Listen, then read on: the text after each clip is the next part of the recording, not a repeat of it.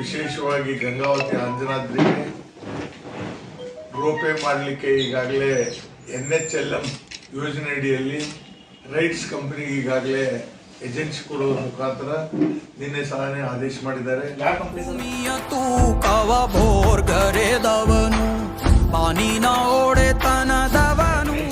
NHLM national highway logistic management ಅಂತ NHLM ಅನ್ನೋ ಯೋಜನೆ ಅಡಿಯಲ್ಲಿ ಒಂದು ಅಂದಾಜು 90 ರಿಂದ 100 ಕೋಟಿ ರೂಪಾಯಿ ಅಂದಾಜು ರೋಪೇ ಮಾಡಬೇಕು ಅಂತ ಹೇಳಿ ಅದನ್ನ ರೈಟ್ಸ್ ಕಂಪನಿಯವರು ಈಗಾಗಲೇ ಏಜೆನ್ಸಿ ಕೊಡೋದ್ರ ಮುಖಾಂತರ ಇನ್ನು ಒಂದು ವಾರದಲ್ಲಿ ಒಬ್ಬ ಹಿರಿಯ ಅಧಿಕಾರಿಗಳು ಆ ಅಂಜನಾದ್ರಿ ಬೆಟ್ಟಕ್ಕೆ ಭೇಟಿ ಕೊಟ್ಟು ಆದಷ್ಟು ಅದಕ್ಕೆ ಯಾವ ರೀತಿ ಮಾಡಬೇಕು, ಏನು ಮಾಡಬೇಕು, ಎಷ್ಟು ಮೀಟರ್ ಮಾಡಬೇಕು ಅಂತ ನೋಡಿಕೊಂಡು ಅದಕ್ಕೆ ಚಾಲನೆ ಕೊಡುವಂಥ ಕಾರ್ಯವನ್ನು ಮಾಡ್ತಾರೆ.